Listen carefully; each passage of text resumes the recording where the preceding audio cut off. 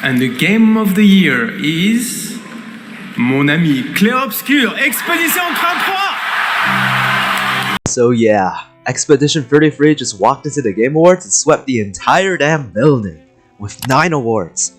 9. Best Narrative, Best Art Direction, Best Music, RPG, Direction, Performance, Indie Game, Studio Debut, and then finally the big one, Game of the Year. And I know what you're thinking, okay cool, another Game of the Year, that happens every year, no big deal, right? No shit. Nah, this wasn't just another Game of the Year. This is Game of the Life, and I don't mean that in a hyperbole, I actually believe that, because this game literally dragged me back into gaming when I was ready to quit the entire medium. I was done, I wasn't busy, I wasn't taking a break, I was spiritually checked out. I gave up on video games as a whole, and then this game brought me back. Like, before Expedition 33, I actually spent more than 2 years not playing a single video game because games were ass! Games used to feel magical, like stepping into something crafted, intentional, something with a soul.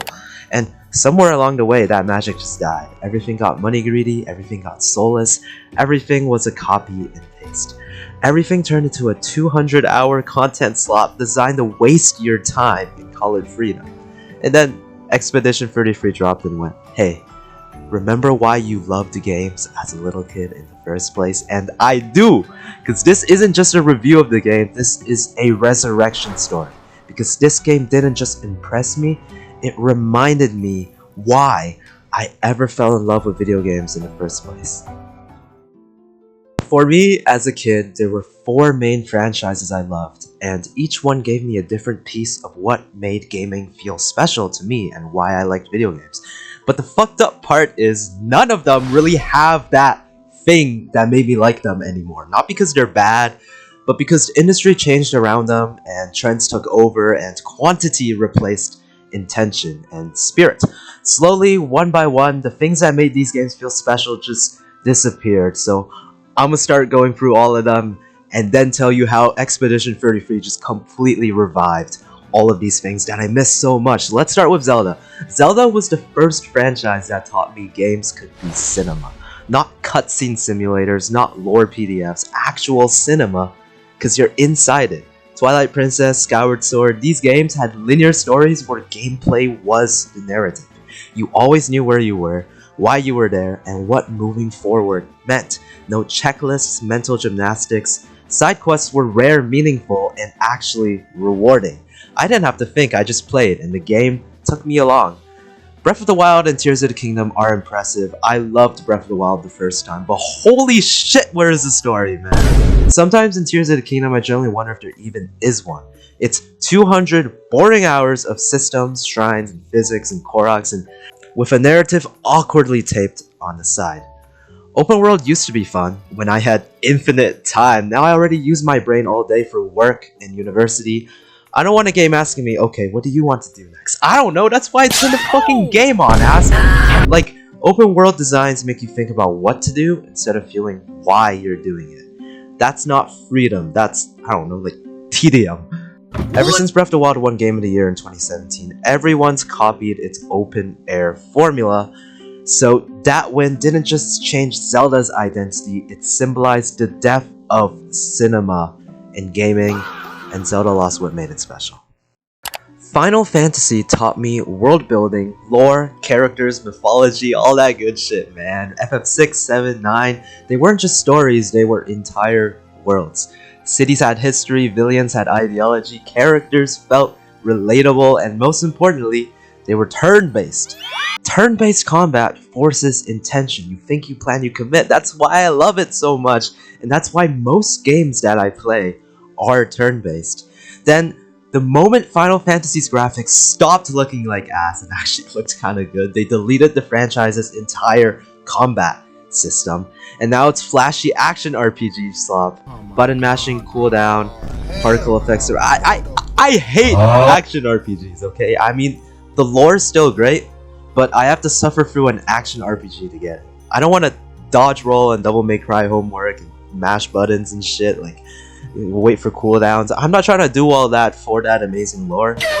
So Final Fantasy didn't evolve with this, I don't think. It abandoned what made it special. And let's be real here, Octopath Traveler exists because Square Enix know they fucked up. It's their apology letter to turn-based combat fans like us. And gameplay-wise, Octopath Traveler 2 has some of the best gameplay in the entire damn industry. Breaks, boosts, turn control, pure perfection, and I mean that. That game's gameplay is just honestly turn-based combat perfected. But HD 2D has limits. Pixel art caps how cinematic a world can feel. I want massive cities, expressive faces, lore with the weight of Midgar, Alexandria. Like, if FF16 had turn-based combat, I would actually love that game so much because I fucking love that story. But instead, the industry decided turn-based is outdated, it doesn't sell, it doesn't win awards, so what's left of the turn-based combat genre? Well, fucking anime Gunner slot. It seems like most turn-based combat games these days is just fucking anime Gunner titties. What the fuck? Fuck that shit, bro. That's the genre route. Like, come on, bro. Okay, let's talk about Metroidvanias next. So this includes Metroid, Ori, Hollow Knight, all of that. Honestly, they're doing pretty well. They're doing pretty well. These games understand a simple rule, which is shut the fuck up and let me play the game, bro. They show instead of tell. You explore, you experiment, you learn the map naturally. You know, puzzles feel intentional, progression feels earned, and when you reach a new area, it actually means something. And the reason this matters is because Expedition 33 does this too. It trusts the player, uses atmosphere over exposition, it respects silence and pacing. It uses environmental storytelling really well. But the only problem with Metroidvanias right now is that the genre is getting a bit too oversaturated. I'm getting a little tired of this shit, and let's be real here, Prime 4 is not as good as the time that we needed to wait for that shit. So yeah. Let me take a deep breath for what's bound to come next, because I'm about to. What the fuck is Fire Emblem anymore? Genuinely, what is this franchise supposed to do? Because FE9 and FE10 are some of the greatest creations ever put on this planet. Chapter by chapter, beautifully written war stories, a perfected SRPG grid-based combat system, actual consequences, actual thinking. Fire Emblem gameplay is literally economics. You manage scarce resources, limited gold, limited weapons, limited time, limited units. You decide who to invest to, who gets the XP, who gets the rare weapons, who gets left behind, who you gotta sacrifice and die because permadeath and all that shit. Every single decision matters. You're not button mashing, you're not reaction testing, you're planning and thinking and using your brain. You move your little jets around the board, and I swear to God, it turns you into an actual genius. It rewards foresight, it rewards discipline, it rewards sacrifice, and the characters, fucking incredible, bro. You care about them. When someone dies on a battlefield, it feels awful, because everyone has a backstory. Supports flesh them out naturally. They feel like adults in a war struggling with ideology, trauma, loyalty, and loss. You know, it was a turn-based, linear, economic strategy game for adults, with adult characters, adult themes, adult consequences. So why the fuck is it a stupid anime Gunner pedophile piece of shit? Tell me why there's a mobile gacha game. Tell me why there's dating mechanics. Tell me why I'm sending literal children wearing dresses into war. Like, what the fuck? Tell me why the art style is so goddamn overly anime that it makes me physically uncomfortable. Like, it's actually disgusts me. Like, the characters are awful, the dialogue is awful and corny and shitty, and the story is also corny and shitty, and the worst part, it's not even a fucking strategy game anymore. Your time isn't limited. Your choices aren't limited, your resources aren't limited, so what the fuck is the point of all this, man? Why is there a world map where you can literally just travel around farming XP in the middle of the war? Like, no, bro, that completely breaks the point of this SRPG genre. If your resources aren't scarce, strategy dies. If failure doesn't matter, thinking doesn't matter. If everything is reversible, nothing has weight to it. I mean, Fire Emblem didn't just lose its identity, it just completely betrayed it, and I'm so fucking pissed off, because what the fuck? So, seeing cinema ripped out of Zelda, seeing turn-based combat ripped out of Final Fantasy, watching Metroidvanias get oversaturated, and then seeing Fire Emblem go down that disgusting downward spiral, it broke me. I felt numb playing video games. Of course I tried other games, I played almost every Game of the Year nominee, but I don't like Souls-likes. Platformers rarely have deep lore stories, and even games like Persona, which have so much stuff that I theoretically should love, I just can't get past the weird underage anime freaky shit, bro. Still great games, just not for me. So nothing gave me that feeling I had as a kid, that feeling that made gaming feel special, that feeling kept chasing like a fucking ghost, and then eventually I gave up when Fire Emblem Engage came out in January 2023. I went and bought the game, I played it for like 5 hours, and then I returned it right away because that was the final straw, bro. That was it, I was done. Video games are fucking ass, bro. Why am I wasting my time on this shit? Why have I dumped thousands of hours of my life into this? I could be doing something beneficial with my life, bro. I could actually be doing something good with my life with this shit. Something real, like, what the fuck? And for the first time ever, I generally thought, yeah, I think I'm done with gaming.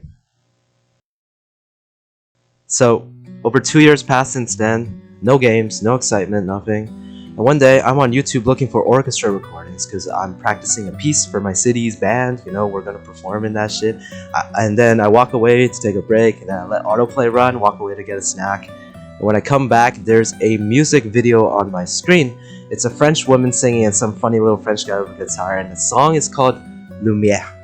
And I'm like, wait, this is actually really good. I fought with this. So I scroll down, I click the channel name, Sandfall Interactive. And I'm confused because why the fuck is a video game studio posting music like this? And then I realize this song is for their game, Clair Obscur Expedition 33. I look it up, and immediately I start hearing shit that sounds way too good to be true, man. Turn-based combat, adult characters, real graphics, not anime, not pixel art, not Gunner shit. Actual graphics, real actors voicing the characters. Like, they got fucking Gollum on this shit, bro. The game is linear, it doesn't hold your hand, it's made by a small studio that very clearly just wants to make something players would actually love. It actually made me rethink about whether or not I want to get back into video games. For like 2, maybe 3 months, I just think about it, like, should I play this game, should I give it a go? Eventually I'm like, you know what, fuck it, let's give it a shot, man. And thank God I did, because Expedition 33 didn't just meet my expectations, it reminded me of everything I loved. The linear cinematic story and gameplay woven together, magic I missed from Zelda, the turn-based combat, world building, and lore I missed from Final Fantasy, the learning by doing environmental storytelling I loved from Metroid, the resource management, side character depth, and decision making I loved from Fire Emblem. It's all here together in one game, and playing this felt magical, bro. Every single second of this game could be a screenshot. It has better framing, better pacing, and better storytelling than most movies. Calling it a video game almost feels wrong. It's a cinematic piece of interactive art. There were multiple moments where I almost cried, not because it was sad for the sake of being sad, but because of the themes of loss, inevitability, and fighting for something bigger than yourself hits in the way that feels almost personal. And gameplay-wise, I have no idea why no one thought of this earlier, but having SP as a set amount that regenerates and goes up every turn instead of a dumb blue bar you have to hoard items for to, like, refuel is fucking genius. I'm not stressed, I'm not conserving, I'm just playing. The UI flows perfectly, breaking, burning, and marking feel insanely satisfying. Every character feels distinct and meaningful. And then, like, the certain special character shit with Mael's stances, Verso's perfection system, Monaco's stupid fucking fetish. What? And my favorite is Lune's rune system, where abilities change based on rune composition. It's so cool, bro. It's some of the coolest turn-based design I've ever seen. Verso is probably my favorite character of all time now. I fucking love that guy. You know, I love that weapon upgrades matter, bonuses are fun, Pictos and Luminas let you build wild compositions and actually express creativity, and somehow, the inventory and equipment management is fun. That almost never happens in these games. Most turn-based RPGs make that shit a headache. This game made it feel as good as Fire Emblems, which is insane because that's literally Fire Emblem's entire thing, manage your resources. Not once did I feel like the game was interrupting my flow. Not once did it kill pacing or over-explain shit. Progression was smooth, side quests were actually fun. I wanted to do them, not for loot, because I wanted more lore, like the journals and shit. I wanted more world, I wanted more time inside this game, because every second made me overwhelmingly happy. I'm literally rationing how much I play, stretching it out, because I don't want it to end. I haven't done that shit since Twilight Princess and Fire Emblem Radiant Dawn, my 2 favorite games of all time. So thank you, Sandfall, for adding a third to that. Genuinely. Thank you for reviving what made games special. Thank you for putting soul back into the industry. Like, it's actually crazy some of the stuff that you're doing. You're really shitting on all of the big companies' faces. Like, that free update that they put right out after the Game Awards with all that new content. Free updates? Are you kidding me, bro? Nintendo would have made that 2 different $35 DLC expansions. Come on now. Come on now, fam. And honestly, Expedition 33 didn't happen in a vacuum, because 2025 as a whole has been kind of insane. I mean, I took a 2-year break from video games, and now 3 massive hiatuses just came back from the dead. Donkey Kong Bonanza, Silksong, Metroid Prime 4. I mean, Silksong waiting has basically become a meme that everybody knows about, but Prime 4 fans have been waiting more than twice as long. And there hasn't been a 3D Donkey Kong game since the Nintendo 64. So seeing those franchises finally return, and seeing how genuinely happy people were, felt like watching the industry remember what it's actually supposed to do. And it's not just AAA either. Sandfall is the only indie studio defying expectations. We got Hades 2, Blueprints, Dispatch. Indie teams are out here casually dropping tighter design, better writing, and more soul than studios with infinite budgets. I mean, that's amazing, bro.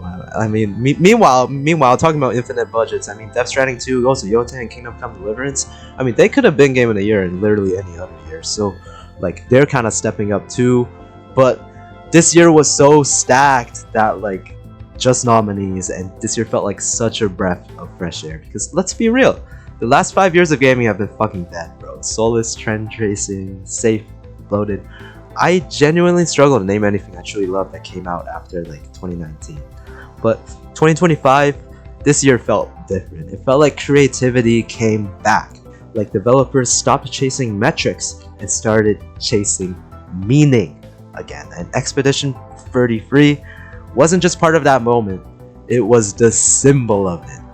Without this game, I probably would have lived the rest of my life without the thing I loved most, video games. I definitely wouldn't be making videos like this.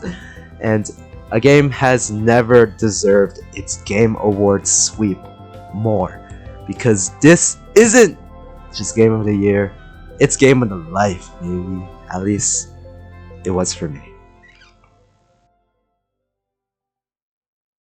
Hey guys, thank you so much for watching. Merry Christmas, Happy New Year, whatever the fuck time it is when this video comes out. I hope you guys liked Expedition 33 as much as I did. 2025 is a year where gaming's the best it's ever been. But of course, because life has a sense of humor, this also happens to be the year where I'm the busiest I've ever been. I'm a student at one of the most demanding universities in the world.